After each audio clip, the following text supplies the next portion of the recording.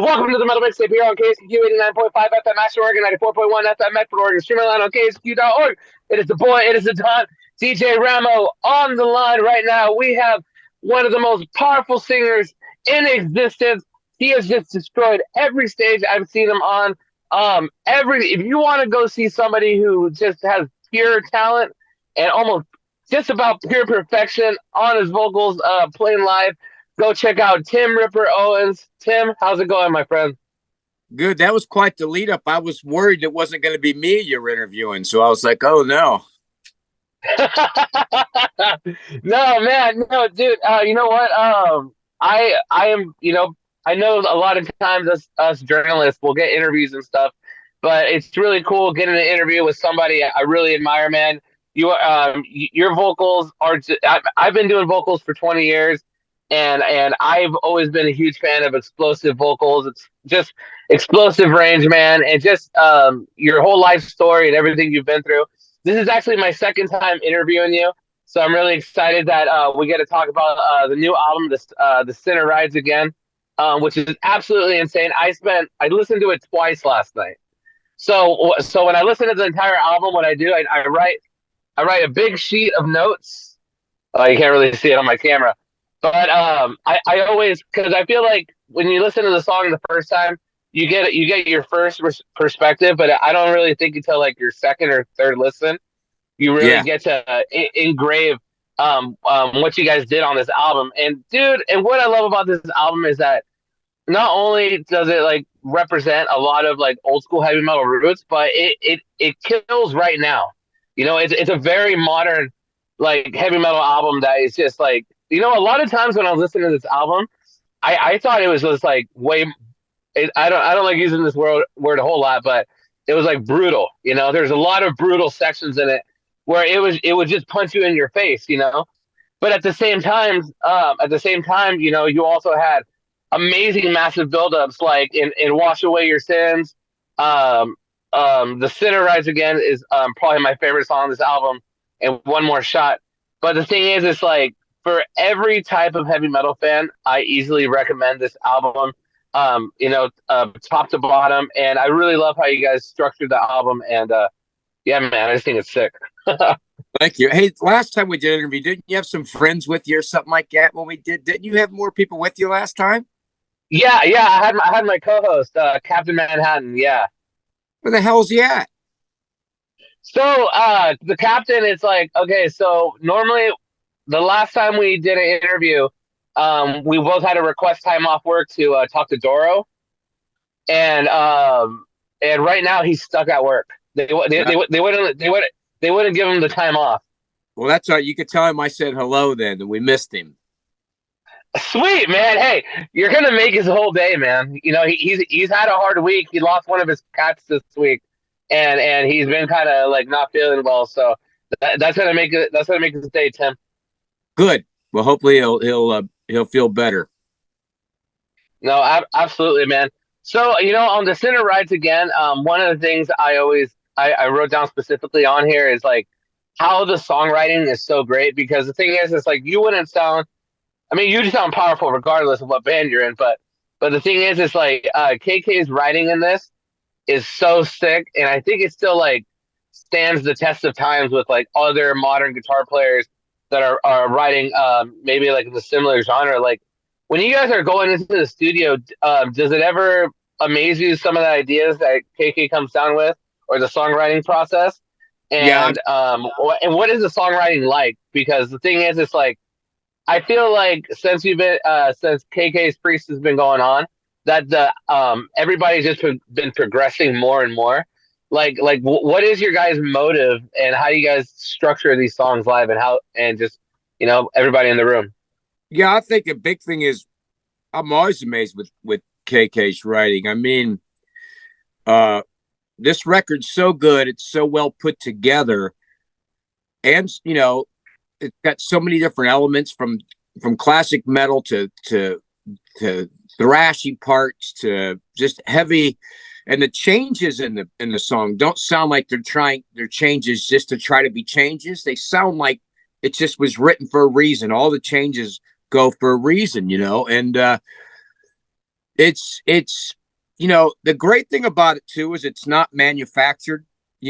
Like vocals, you hear some songs like new releases that I've heard lately that sound like you could tell the vocals are manufactured. Like, let's do this, let's auto tune it, let's do this. You'll never sing that live.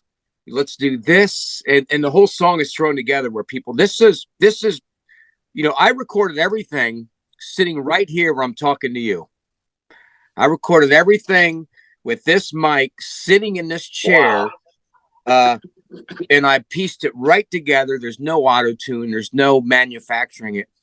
Ken writes this stuff. He sends me vocal ideas. Now, the rest of the band recorded in England, but I had to talk Ken into let me record here. I said, Ken, I don't need to come there. I can take my time. I get up in the morning, I go to the gym, I come home, I have my coffee, I sit down here and I record. I think that's why it came out so good. He sends the vocal ideas and the melody ideas, and I sit here and I live with it, and I mold it into me, And there's so much. That's why it's heavier vocally. I mean, the music's heavier, so it Mhm. wasn't that originally the vocals, but when I heard the music, I'm like, this is.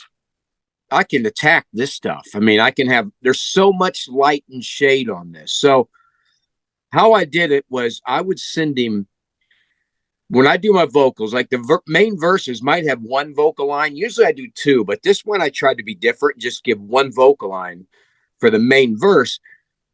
But then I would give him a double of lower vocals and a double of higher vocals and a double of more aggressive vocals to work with it. And the choruses were the same. I'd build them up. I gave him. People said there's a lot of high notes on this record. I don't even like high notes myself. I would rather not sing high notes or high singing. But that's what I do. That's part of my vocal arsenal, right? That's how I do it. I do it as good as I can. So I would give him these songs, and they said there's so many high notes, and I'm like, it's because I gave him high notes all over the place. I just gave him, a lot of like, and a lot of all the way like, just kind of all kinds of stuff, just attacking them.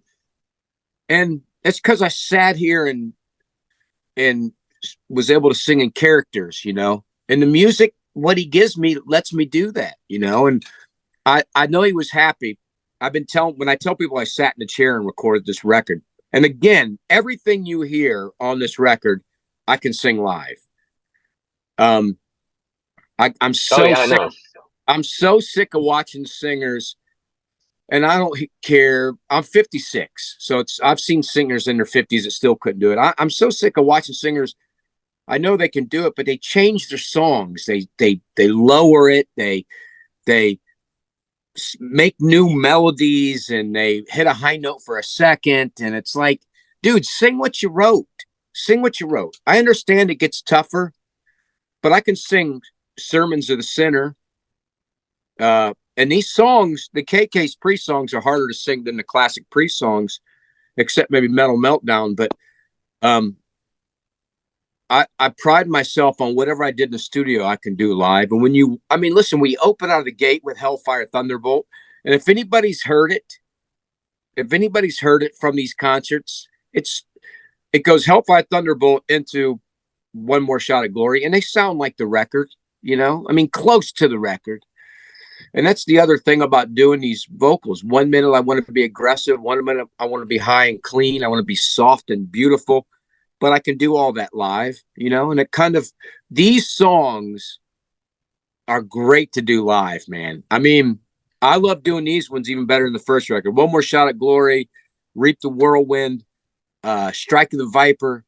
Man, they sound great live, man. They're unbelievable.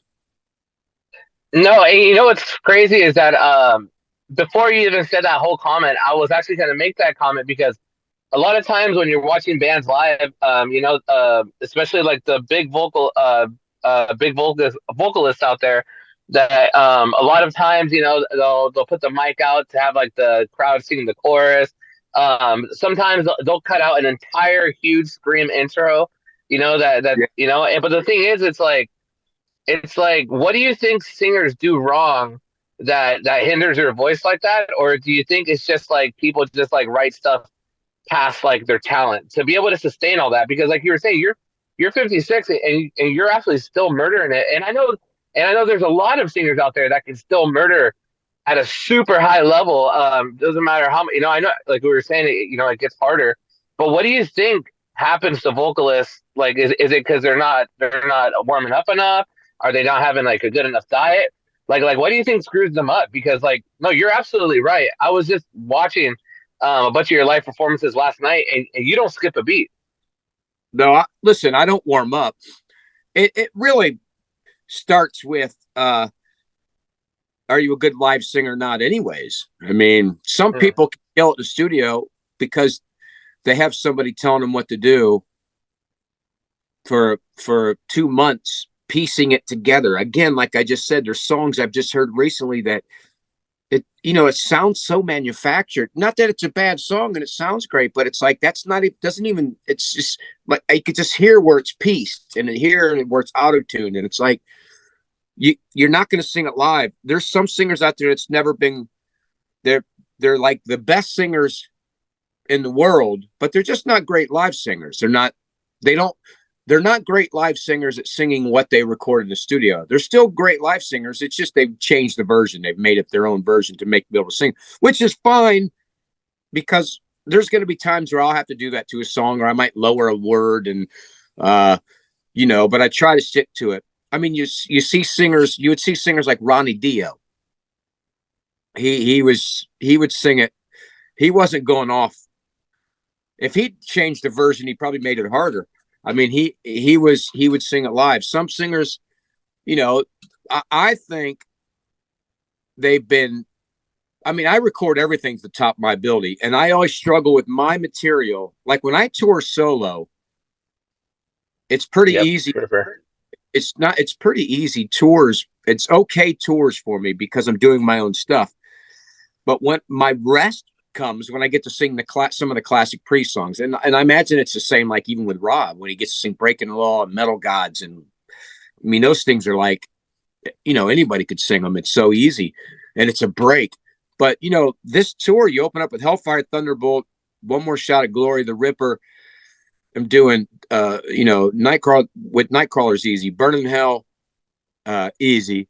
Um, Sermons of the Sinner. I mean, I I was scared of Sermons of the Sinner, to be honest, because I was like, holy crap, man! I don't know if I want. This is going to be tough, and it's actually fun to sing.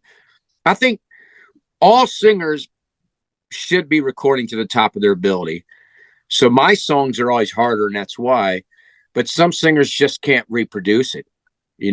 I had this record, I had a better feeling I would reproduce easier even in the first, because I sat here and did it myself. I wasn't told what to do. I was told what the melody is, but I just used my own voice to do it. Some Well, singers, some yeah, singers go are ahead. just, they have producers, and the producers are great because they do get the best out of you. But unfortunately, you work a week on a song, sometimes you can Yeah. redo it, can't. But some singers just, they don't sing exactly what they do live. I mean, that's just how they are. No, absolutely, man. I could totally see that. And you were talking about how like on this album, like you're always pushing to the best of your ability. Is there a song that stands out on here? Because like you just said, you record all on your own, that you kind of give yourself a headache with. Maybe you had this idea and you were just like, all right, like Tim, I gotta fucking knock this out of the park. And maybe you were pacing back and forth in your studio room. You went outside, got some fresh air. Like, was there a song on this album where you just wanted to do something specifically that maybe you have done before, but maybe you just wanted to try something different and push?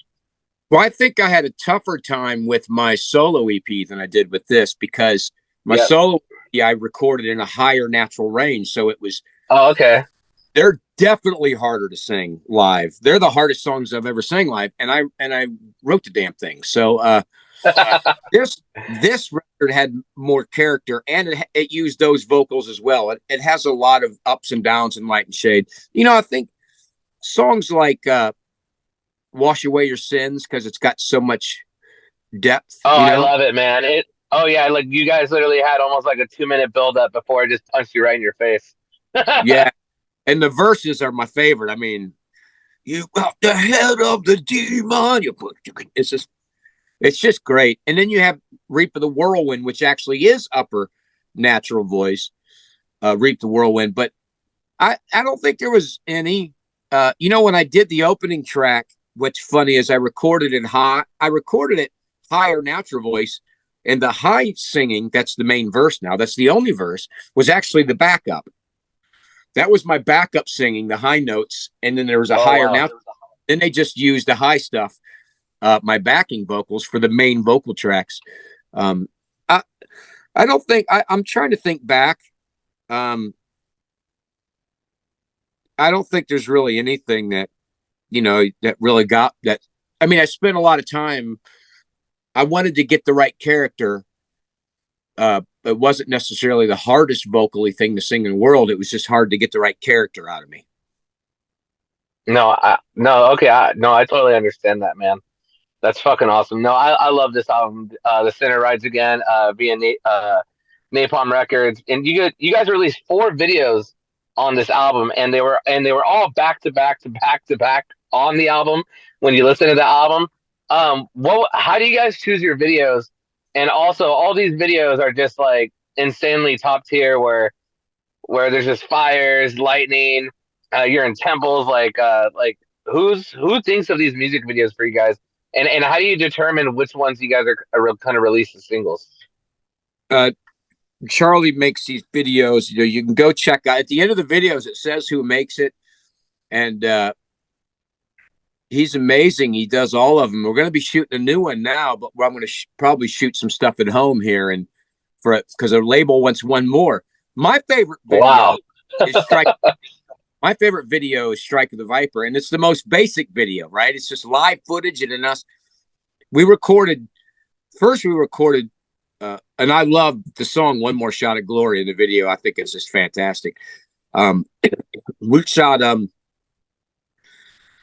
More Shot at Glory" and "Reap the Whirlwind" during the summer, and then I think the beginning of August, before we started to do some shows, we recorded Strike of the Viper and Hymn 66. Hmm. So we record them all a little bit separate, and now we're going to record one more video. Like I said, I try to talk Ken into releasing a lyric video. I said, Ken, everybody releases lyric videos. We can make a really cool lyric video. I mean, the lyric video for Return to Death Row is great, man. It's from my EP. It's just the artwork Yep. from the album. Really great video. But I think the label and he really wants to do one more really good video. I'd love to do Wash Away Your Sins, but we're not going to Me do too. that. We'll do a surprise. Okay. No, I love it, man. The album came out September 29th. Everybody, please check out The Sinner Rides Again. One of the things I want to ask you, separate from the album, is so before I had any real traction on my radio career, and before I was working for anybody, one of the artists that gave me a chance, and they didn't have to give me a chance to do an interview, was Steve Grimmett. And Yeah. Steve Grimmett to me was like one of the most down to earth guys I ever met. You know what I mean? Like he back like 3 or 4 years ago when I wasn't doing anything remotely as big on radio, he gave me a shot, man, and he was just like the most humble guy. I think we talked for like almost over an hour, and we could have talked forever, man. And watching you do the video of "See You in Hell" like was absolutely beautiful and amazing. Is there something you loved about Steve or loved about his vocals or something about him that maybe many people don't know of him? And also overall, like what did you just think of Steve? Well, he was great. I met him years back, and we became friends. And then he filled in for Harry and with the Three Tremors when we did a European tour, and he's a great guy and a great family, and his wife, and I've talked with his brothers and stuff, and he was a great guy. I mean, I was a really big fan, so when I first met him, um, I was, lucky enough to tell him how big of a fan I was. See You in Hell. I remember covering that in a cover band back in the day, and so I always loved to meet people I grew up, idolizing and loving, and becoming friends with them. And so I got to get all that out of the way early on. Then we just became friends, and he just was a talented, very talented singer, and like you said, just such a great guy. I mean, he was just a sweetheart, and he had a voice made of steel, so it was great. He was just a great guy. That's awesome. Thank you for that, man. It's just watching two of my favorite you as one of my favorite singers do one of his songs was really touching, man. Because being in the radio game and all that, I didn't just I wasn't just handed interviews or handed anything. Like I worked my ass off for a lot of years. You know what I mean? I would send 1,000 emails and I would get 2 emails back, maybe. Yeah, And a lot of times it'd be 2 emails back that were saying no. You know yeah, what I mean? So it's really awesome hearing that as well out of your mouth about Steve because yeah, Steve was one of my heroes growing up. Recently there was an article I think it came out on Blabbermouth about about KK saying like you're the best metal singer on the planet right now. So I want to get your opinion, being one of the best singers on the planet right now. Is there any upcoming singers in metal that you think is doing really great right now for the scene? I really don't even listen to much. I mean, always I'm always listening to my stuff and trying to learn my songs, and then I'm always singing something new. And first of all, I appreciate he said that. I don't consider myself the best singer in metal, but I consider myself one that I think what King gets used to is I sing good live. I think he every night he just comes to me and he says, "I can't. You're just amazing." So it makes me feel good. I work really hard to do it.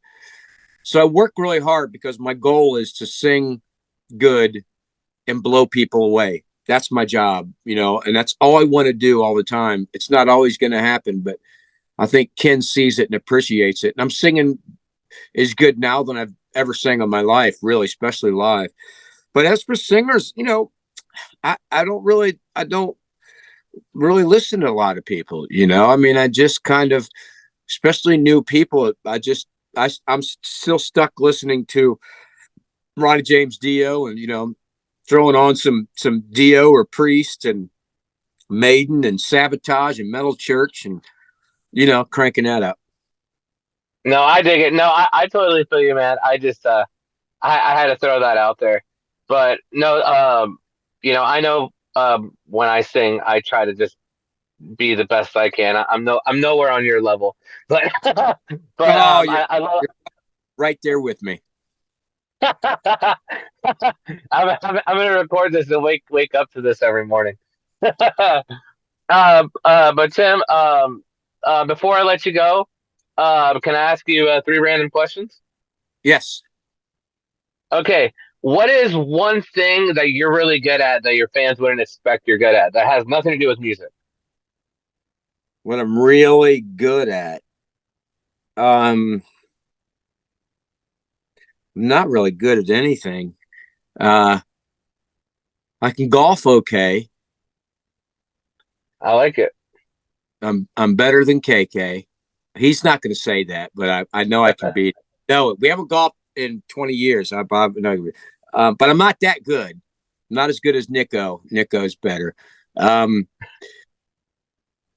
I don't know. Being a dad. How about that?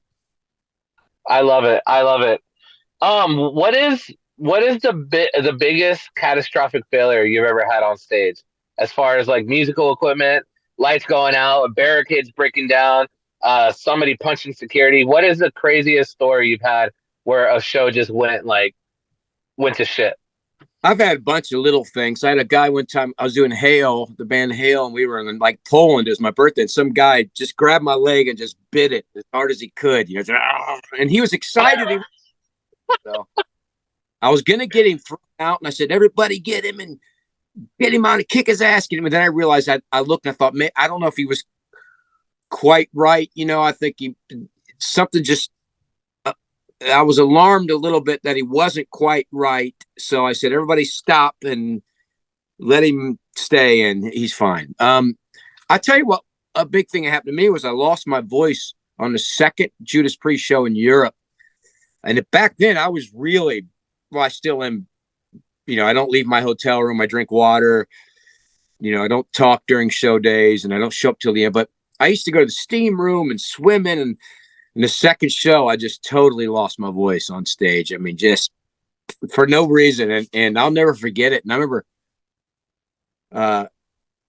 Ken said to me, KK said, you know what, Tim, guitar players have to shut their fingers in the car door to do something like that. Singers can just wake up and just their throat could be bad. So made me feel a little bad, but that was pretty bad. I did shit myself on stage one time too. So that was that was back before I made Judas Priest. I was in a band called Seattle. We were playing local, and it was really hot. We were in this basement of this club, and there's like a light bulb there, and I was singing, and this is great. I'm telling you right here. I just farted just a little bit, right? It was really hot. Like we were just, and I farted and I charted a little bit. Like Ronnie Dio would say, I was touching cloth just a little. Like it probably just went, but it was hot. So I went backstage and looked, and it just like, it hit, and then a sweat hit it. It just had this big spot. And I went, holy crap.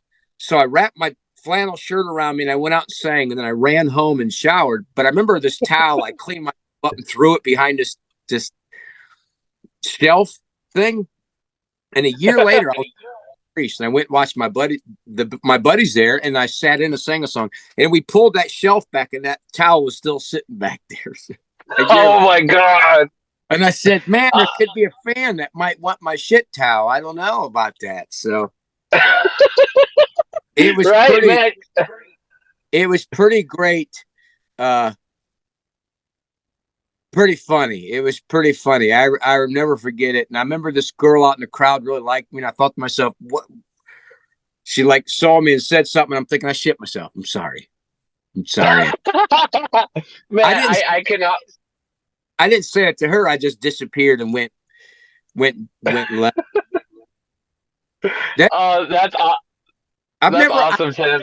Had stories of Judas Priest like falling down or shitting myself on stage with them, or most of my catastrophes happened like that, or a solo show where you show up and it's a nightmare. There's been a couple festivals or shows I went to, like with Dio Disciples or Hail, and it was a disaster, but that was about it. Nothing beats that story, though. No, I cannot wait for everybody to hear that story. That is fucking awesome. I'm not proud of it, but in a way I kind of am, because I don't really have any other stories. I mean, I don't have falling down or really shitting myself. Like that was sharding. It wasn't really shitting myself. That was just, I farted and it, just a little bit came out. It's just the heat and the humidity and the moisture just made it. It was almost like a bomb went off, because it just kind of down, right?